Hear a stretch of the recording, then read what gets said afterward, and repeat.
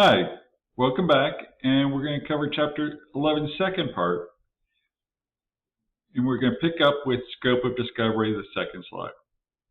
Okay, any item of information is relevant for the purposes of discovery, where it has a relationship to evidence about the litigation and it is likely to lead to admissible evidence. So you see, it doesn't need to be admissible on its own, but whether it has a likelihood of leading to admissible evidence. Federal Rule Civil Procedure Rule 26A, which is a big rule, often comes up with discovery, makes mandatory the disclosure of certain basic information supporting a party's claims. Everything the legal team intends to rely upon to prove its claim must be disclosed early in the litigation. So as I said, no surprises. Other side needs to know what it's going to be. Mandatory disclosures include the identity of the witnesses, copies of documents, a computation of damages, and insurance. Now, depositions allow parties to directly question parties and witnesses under oath, without the limitations of carefully prepared written answers to here we go again, interrogatories. Okay. Depositions are opportunities to ask open-ended questions, obtain spontaneous responses, and follow up with additional questions. See, one of the things about interrogatories is you send them this list of questions, and they have all sorts of time to prepare, and parse their answer, and only give it as much as the question asks for. Well, a deposition, you don't have quite those limitations. They're not going to have a lot of time to think about the questions before you ask them.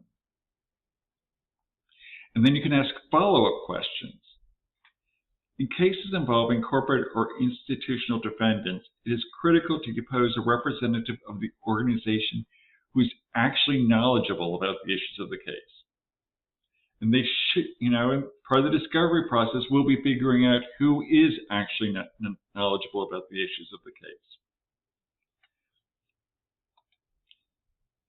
The person being disposed must be able to identify the sources of discoverable information and the methods used to create, store, and retrieve what may be needed. That's why it might be IT people you're going to depose.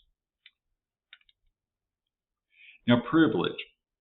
Certain information is going to be called privilege, meaning it's not part of the discovery process. They don't need to disclose it.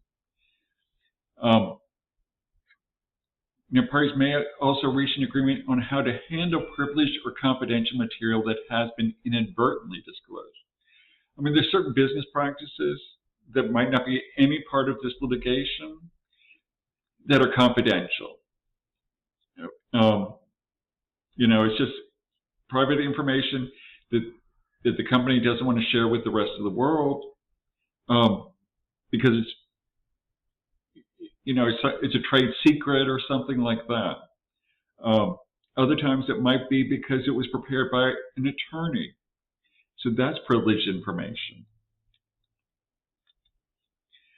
Privilege is not automatically invoked. The person claiming the privilege, usually the client, has the burden of establishing its existence by making a claim of privilege. This information, this document, falls under privilege. And a privileged item requires a submission of a privilege log identifying the item and the reason for the privilege. Hey, this was an email with my attorney. Some jurisdictions have rules providing for a clawback provision as part of the discovery plan. Clawback means maybe we disclosed it, but now we want it back. It may not always be possible to take each of the documents before handing them over to opposing counsel. The electronic documents may contain confidential materials such as emails between attorney and client and work product materials. That's what I meant, like trade secrets.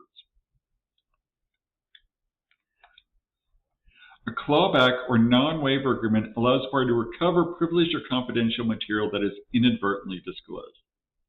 It's only a safety device in the event there is an inadvertent disclosure, even after reasonable methods have been used. So you can't just say you were careless. You have to detail what you did to try to make sure you were not disclosing this, but it happened anyway. We are often talking about thousands of pages of documents. Metadata is data about data. Metadata is the information about the document, such as who created it, the date it was created, modified, or accessed, and other information related to its existence and location. So we talked about this with Word and Excel, how you can go in and erase the metadata. This is what happens when it's not. It's divided into two types. The system metadata used to track or locate the file containing the data, such as the file name, size, and location, and the content metadata, which is the name of the author of the document and any track changes in the document version. So as I said, we're just dipping our toes into discovery and e-discovery. In this chapter, we're going to go into it much more in depth in chapters 12, 13, and 14. So have a good day, and good luck with the quiz.